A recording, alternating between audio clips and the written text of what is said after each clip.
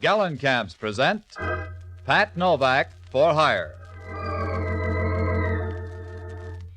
Cinderella lost a shoe and so she got a maid. The modern miss has learned from this. In Gallon Camp she'll raid. More miles to a Gallon Camp. Yes, Gallon Camps, the family shoe stores with the yellow fronts, the largest shoe chain in the West, with stores from Canada to Mexico to serve the West. GALLENKAMPS, Gallon Camps present Pat Novak for Hire.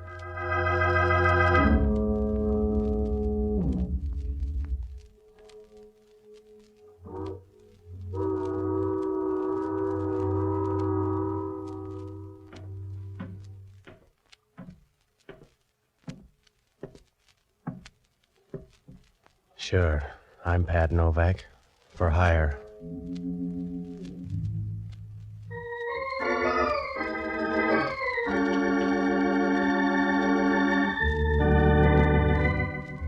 That's what the sign out in front of my office says, Pat Novak, for hire. Down on the waterfront in San Francisco, you don't get prizes for being subtle. If you want to make a living down here, you got to get your hand in the till any way you can. You rob Peter to pay Paul, and then you put it on the cuff. It's a happy life if you don't mind looking up at a headstone, because sooner or later you draw trouble a size too big. I found that out Tuesday night. It was about 11 o'clock when I came out of the office, and I started down the waterfront. It was raining, and the street was as deserted as a warm bottle of beer. As I got near the corner, an old man stepped out of the darkness and started across the street. It was a short trip because a car started up down the street, and the old man couldn't have made it with a pocket full of aces. Well, I started over to him. The car slowed down for a moment and then turned the corner and disappeared. As it passed under the streetlight, I caught a glimpse of the license plate in a dull, surprised way, the way you'd grab a feather out of an angel's wing. I bent over the old man and I rolled him on his back. He was breathing hard as I cushioned his head. Please help me. Can you please help me? Well, that's a big order, mister. I must talk to you. Well, if you got any good quotes, you better get them off your chest fast. My pocket. Inside my pocket. Please put your hand. In here? Yeah. Sure. 2 envelopes. What about them? One is money for you. You have the other one. So far. The other one, please keep sealed. And you will give it to John St. John. John St. John? Yeah. Well, where does he live? You don't understand. It's not... I want to tell you. You don't understand. Well, he was right on that one. I didn't understand a thing except he slipped out of my arms and stopped paying taxes. I dragged him over to the side and I went through his stuff. There was nothing there, no identification, just a card with an address on the other side of town. I opened the envelope and $300 tumbled into my breast pocket. The other one was sealed. There was no name on it, but up in the corner there was some kind of marking. It looked like 2 crosses spliced together. There wasn't anything I could do for him except pray, and I owe some back dues, so I went over to my office and called police headquarters. I told them where the old man was, and then I checked in the phone book. There was no John St. John listed. Well, so I looked up the only honest guy I know, an ex-doctor and a boozer by the name of Jocko Madigan. A good guy, but to him, a hangover is the price of being sober. I finally found him singing in a Mason Street bar. Dinky, dinky, Derbyshire, dinky, dinky day. Jocko, I want to talk to you. Ah, Patsy, you're just in time for the counterpoint. I'm singing a song, a little sentimental thing from my childhood. It'll keep. I got a problem, Jocko. You'll always have a problem, Patsy, because you can't keep out of trouble. You know that, don't you? You have no self-control. Yeah, all right, Jocko. You have no more self-control than a bucket of mercury dumped in a marble staircase. All right, Jocko, check the bright talk. I just saw a guy get killed. You're like some violent disorder in nature, some large but unprofitable storm. You keep whirling in circles, Patsy. And if you ever go more than 10 feet in one direction, it's because some woman is 9 feet away. Then it begins all over again. Are you all through? Yes, get to the point. That's another of your troubles. You never get to the point. Some old guy was killed down on the Embarcadero. He checked out 50 feet away from me. Who killed him? I don't know. Then why do you care? Professional jealousy? Some car came out of nowhere and clipped him. You're sure it wasn't an accident? Yeah, just like the fall of France. Will you stop needling me, Jocko? I told you the guy got killed. He was murdered right in front of me. I gotta find a guy called John St. John. How, St. John? John St. John. I don't feel like vaudeville tonight, Jocko. The old man gave me $300 to deliver a letter. I made him a promise. Well, you can break it now with only the slightest risk. I got the license number of the car. I want you to hop down and look it up. Then check at headquarters to see if the guy's got a record. I don't like policemen. They depress me. Check it.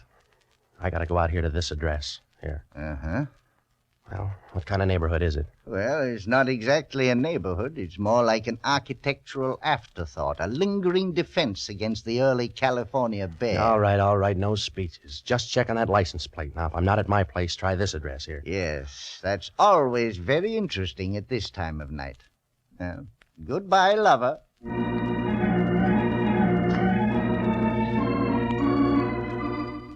Well, Jocko was right about the neighborhood. When I left him, I doubled by my place, and I left the envelope. I put it in another envelope and stashed it behind some books. Then I headed out to look up John St. John. It must have been about midnight when I got there, and it was the kind of a neighborhood where a for rent sign reads like a ransom note. I found the place, though. It was an old rooming house, a third-floor apartment. I knocked at the door, and when she opened it, I knew it was time to wire home for money. If they pick a Miss Blowtorch of 1946, she'll be right up there in the running. A tall, blonde blister with lots of Fahrenheit. She stood there leaning against the door, smiling and looking at you as if you had gold-plated muscles. Gave you a weak feeling where your dinner ought to be. And her voice came right out of the oven. Well, you're out kind of late. Yeah. I'm looking for a guy named John St. John. Oh? Won't you come into my cobweb? Sure. For a spider, you're nice and chubby. Well, a Spider-Man. My name's Lee Norton. You want to write it down? I'm Pat Novak, and I'm looking for a guy named John St. John. You seem to be running a temperature on the subject. I don't know a John St. John. Well, I found a dead man lugging around your address. Why? I don't know. Perhaps he admired me from afar. Like a sunset or something. No, he stopped admiring sunsets about 20 years ago. I see. What are you, the avenging angel? He gave me a sealed envelope. And you were supposed to give it to a man named John St. John. That's right. He gave me $300 to ease the pain. Yeah, I figured that. You don't look like the charitable type. He was a nice old guy, so I'm going to find his boy. Perhaps I could help you. You got a clear, fast track. Let's see you go. I told you I don't know John St. John, but I'll do this much. Yeah, I know. You're going to be big-hearted and offer to take that letter just in case you ever meet someone named John St. John. How did you pay the rent this month? Keep the kettle on. I'll only be a moment. Hello, Lee. If we're early, just give us a magazine. No. Come on in.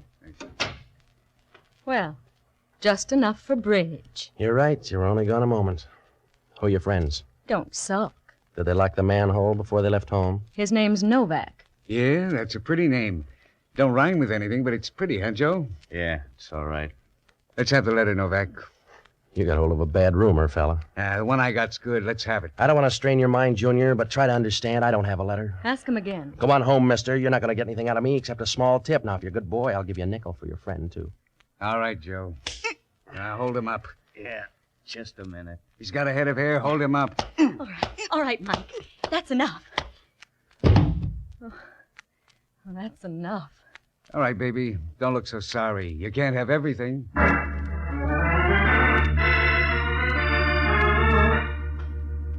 We'll be back to Pat Novak in just a moment. Have you ever worn uncomfortable shoes? Perhaps the size was wrong or the shoe was the wrong shape for your foot. But no matter why, there's nothing more uncomfortable than shoes that don't fit. The more you're on your feet, the more you know it. Gallenkamp specialize in properly fitting shoes for the whole family, right from the toddler's first important step. And Gallenkamp's good shoes are built to give support to active feet. Listen to an authority on shoes. He's Mr. John F. Stahl, 64 years young, a retired postman with a hobby. You guessed it, he likes to walk. He says, I've been on my feet most of my life. Since 1935, when I retired as a letter carrier, I walked 10,000 miles. I just walked to San Francisco from Trinity Center, California. That was 410 miles. Walking is fun, but take it from me, you must have good shoes. That's why I stick to Gallenkamps. Gallenkamps are good shoes. and there you have it from a man who knows. Gallenkamps are good shoes. That's why Gallenkamps are the West's favorite shoes, and Gallenkamp's tremendous volume makes possible Gallenkamp's reasonable prices. For style, for quality, for reasonable price, for good shoes for the entire family, visit the stores with the yellow fronts. Mr. Stahl walked 410 miles to shop at Gallenkamp's, but there's a store in your neighborhood. And now back to Pat Novak for hire. You know, it's easy to sleep if you got the right friends. When those two gun-ups were through, I hit the floor and made Rip Van Winkle look like an insomnia victim. I didn't like the floor, but it was in better shape than my face. I don't know how long I was there, but it must have been a couple of hours. I rolled over once and tried to get up, but it was like trying to barbecue a cake of ice. There was a sick, sweet smell in the room. I tried to place it, but my nose was out on strike, so I went to sleep again. Next thing I knew, it sounded like New Year's Eve. Here you go, Patsy. Now, up on the couch. What's the matter? Nothing. If you're a kitchen stove, the room's full of gas. Oh, some of my playmates, I guess. Well, you weren't at the apartment, so I tried here. Yeah? What time is it? 2:00. Who got the quaint idea of the gas chamber? A girlfriend. It was love at first sight. Did she get the letter? I left it home. You're getting smart. Yeah, $300 worth. They lifted my dough. You couldn't use it where you were going. I checked on that hit-and-run car. It's listed under the name of Sidney Bronson. Has he got a record? No. Well, everybody's a beginner. Well, let's go home. It'll be dull, but you'll get used to it. Wait till I wash my hands. Sure. Patsy, Yeah? what did your girlfriend look like? Was she the lively type? Yeah. Why? What's the matter? Because she's not anymore. Yeah. Those gunsels play rough. She's kind of pretty. What did she do besides send out vibrations? I don't know. But she knew all about John St. John. Yeah? She picked up a bait like a hungry bass. Also, look at that ring. How did you get around to that? The insignia on it. It's the same one that's on the envelope. Spliced crosses. Let's go home, Patsy. The police will be here. Yeah. Even Hellman will know she's dead. Come on, On your way out the door, Jocko, try it sideways because I think it's blocked. Hello, Novak. You look pale. It's my color scheme. What do you care, Hellman? None. She looks peaceful. Yeah. Be quiet or you'll wake her up. I'll tiptoe. She always cut her throat before she goes to sleep. Who is she, Novak? I don't know. It's awful cozy here for a bunch of perfect strangers. I don't know every dead girl in town, Hellman. You'll have to check. You can still write, can't you, Novak? Huh? That's all you'll need down at headquarters. Come on. Get out of the haze, Hellman. You don't know who's dead yet, but you're going to book somebody. Yeah. What are you doing up here, praising the joint? I came up to find a guy named John St. John. She doesn't look like a guy named John St. John. She was my lead. I came up here to smell out a rat. She had a half Nelson on me when two gunsels walked in. They came up to fix the gas meter, I think. You stay out of this. I'll make every effort. Now, if you're smart, you'll fingerprint this place, Hellman. Those boys were cute. They've been in somebody's jail. I'll handle my job. You stick to murder. It'll go a long way to pin this on me, Hellman. I can go a long way, Novak. Not with what you got to drag. We get a call in the middle of the night, come up here and find you standing over a dead girl. That's right. And you want me to sprinkle powder all over. Back up and take a better look, Novak. The view's fine, Hellman. And if you'll take a good look, you'll know why. You haven't got anything to give the DA except a slim lead and a fat hand. You're going to need help. Not on this one. You need help to find the street. Come on back to center, Hellman. Even with both hands, you couldn't... Yeah. Oh, forget it. So take the medicine like a good boy. I'm not going to walk out and let the two of you tour the town.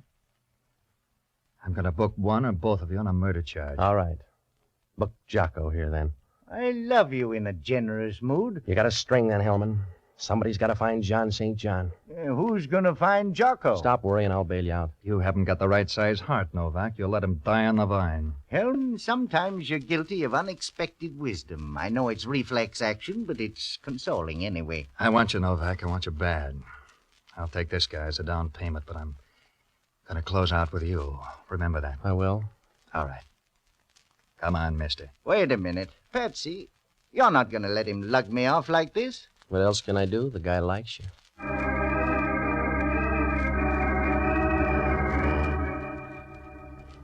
No, it was a bum curve to throw Jocko, but somebody had to dig us out of a hole, and Jocko wasn't the boy. You can't shovel dirt with a bar rag. I had no idea where to start. There were 2 murders, and they were both tied up with John St. John. He didn't look like a good guy to know. There was that insignia, too, the one on the letter, and the girl's ring. Oh, sure, it could be coincidence, but that's what they said about Bluebeard. The only thing I could do was open that letter, so I went back to the apartment. I didn't have to turn on the light. They were running in pairs tonight.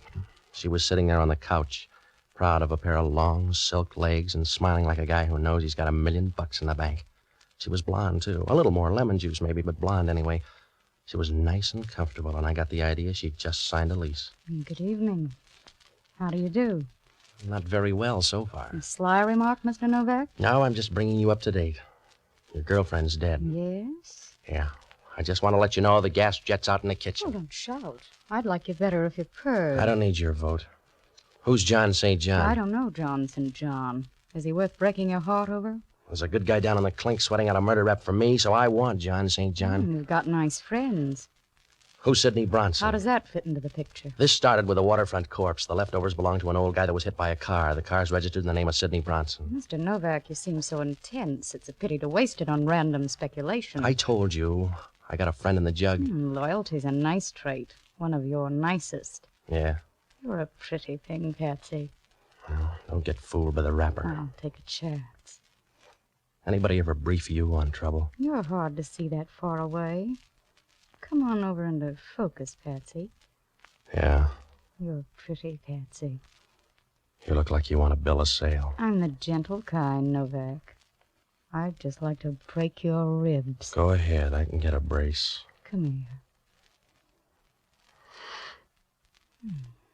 Mr. Novak, I'll bet you do a swell rumba. Yeah? What's on your mind?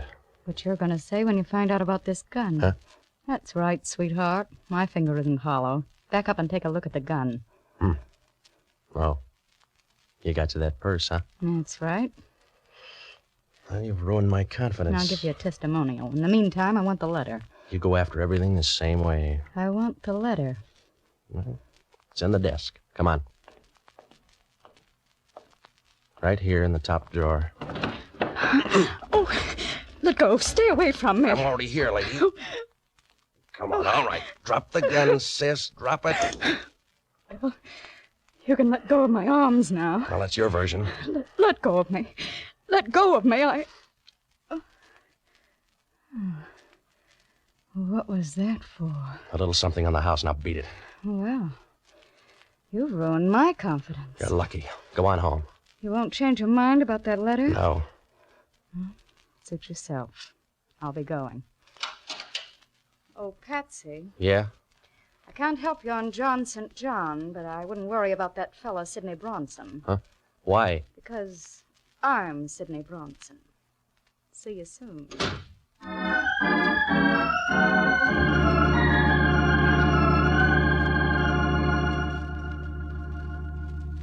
It began to look like a big, fat, well-fed double cross. I had to find out what was in that letter, so I made tracks for the bookcase. All I could do was browse because the letter was gone. Well, things didn't look rosy for me or Jocko. I was about to buy a file and bake a cake when the phone rang. Hello, Novak. Oh, Hellman. The coroner got a report on that dead girl. She died at 12:30. Well, that's pretty close. What's he got, a stopwatch? 15 minutes either way. Those fingerprints panned out, too. Yeah? A couple of L.A. strong-arm men. Well, that's new for L.A. You got a call out? We already picked them up. Your favorite's named Welcome Dangliers. I could make a joke. I already got one. They're set up with a perfect alibi for 12:30. That means I killed the girl. Nobody's arguing. I got some more news. Yeah? I'm out at the Seal Rocks. Well, you got the figure for it. We just found an envelope floating around the water. It's one of yours. You better come on out. You found an envelope, so what? So the envelope turns out to be in some guy's pocket. Come on out.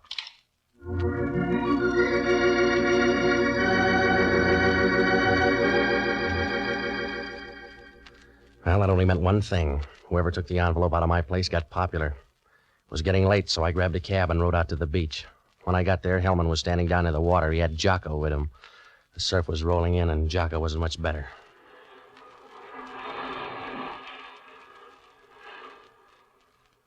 Hello, Patsy. Hello, Jocko. How's jail? Dry. Thanks for coming, Novak.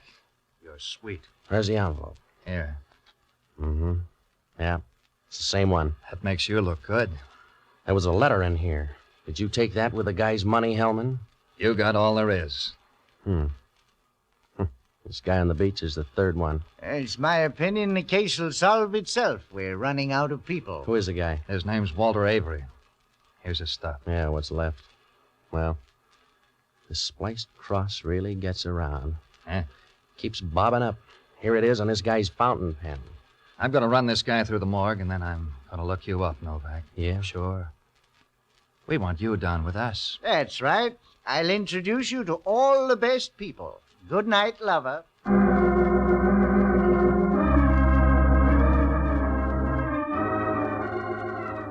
It was close to 5, so I tagged by my place for some sleep. I tossed around like a fish on the living room rug.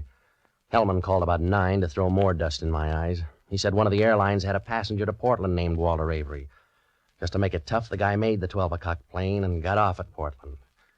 I had left field all to myself.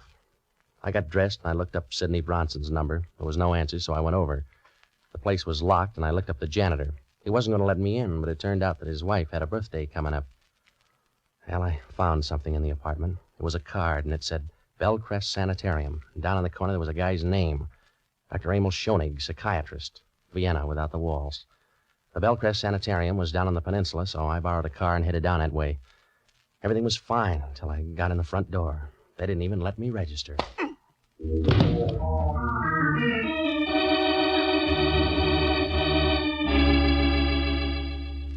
I woke up on a couch in Schoenig's office. It was dark outside, and my left arm was throbbing like a love story in a woman's magazine.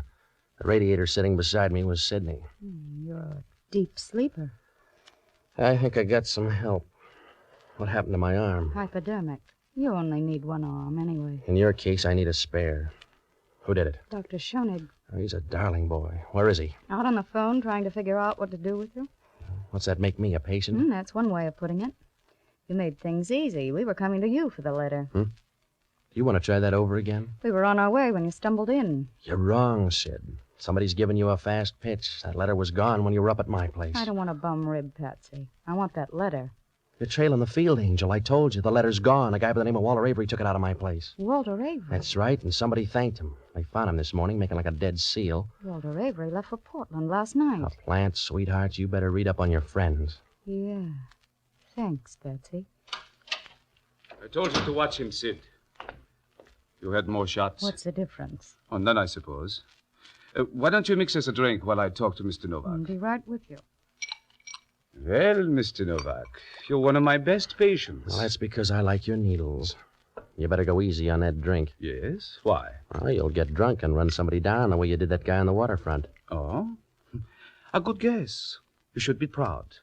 That's a good, sensible, final emotion. Here's your drink, Emma. Thank you, my dear. It's to you, Mr. Novak. Sorry, there's no drink for you, Mr. Novak. He probably will be. Huh? Forget it. Emma, I talked to Mr. Novak before you came in. He thinks you're a heel. He does. And so do I. I can stand it. He told me about Walter Avery. I'm sorry about that. Walter got that letter. You killed him and took it. I was supposed to blunder around until you got rid of me, too. That's a bum joke, Emma. You're getting hysterical. With laughter, Emma. You put one of your boys on the plane. Only Novak aired the wash too fast. Suppose I did. Somebody ought to bring you up to date, Sidney. You've been hanging on too long. The free ride's over. I might as well tell you now you're all through. I carried the whole bunch along and... and I'm all through. Steady, Emma. What's the matter with me? What's the matter with me, Sid? Give him a hand, Novak. He just had a bad drink. You wouldn't do that, Sid. I'm full of surprises. You got a stomach full of poison. You got a stomach full of poison in 15 seconds, Emma. Put down that gun, Emma. I want you to, Sid. Please, Emma, put down the gun. I'm a selfish fellow.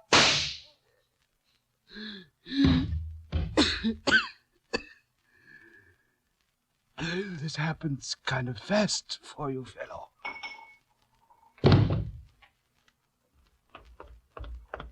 Lots of noise, huh, Patsy? Yeah.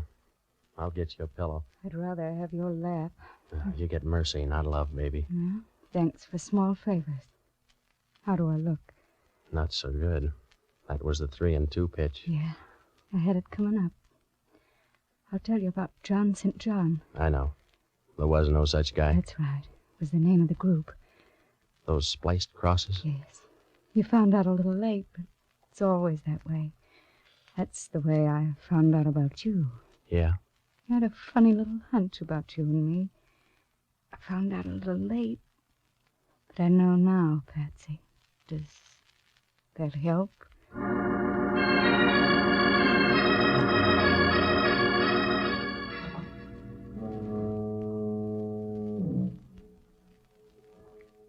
Well, John St. John was the name of an organization buying and selling government information.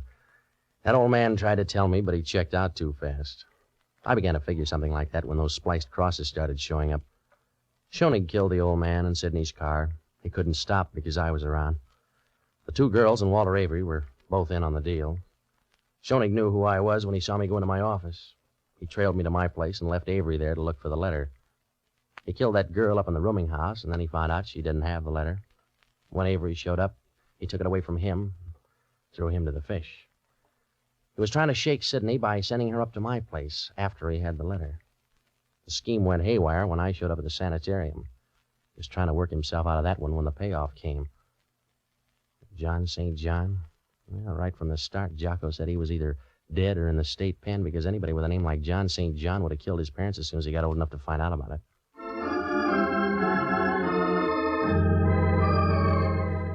We'll return in a moment to find out what bothered Inspector Hellman.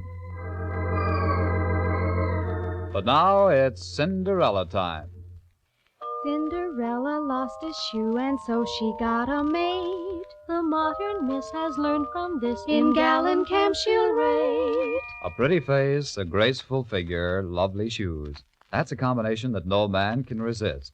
What a delightful feeling to know that from the top of your head to the tip of your toes, you are the picture of glamorous perfection.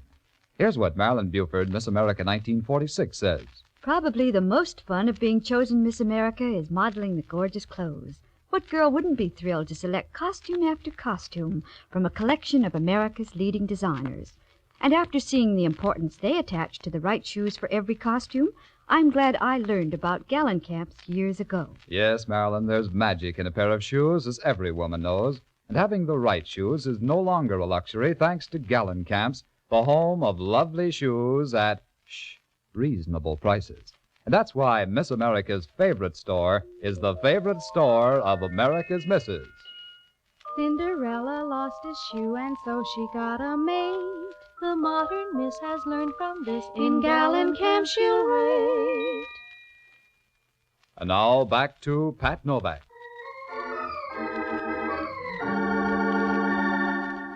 It worked out all right. They found the letter out at Schoenig's place, and there were some plans for jet planes and a few other trifles. Hellman asked only one question. How come Schoenig didn't kill me before I could talk to the girl? It's always that way with a guy who commits murder. Either he goes too far or he doesn't go far enough.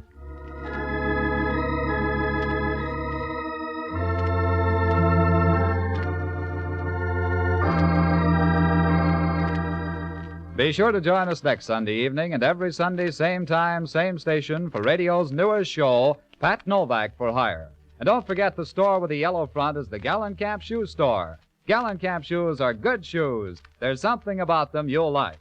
Franklin Evans speaking. This is ABC, the American Broadcasting Company.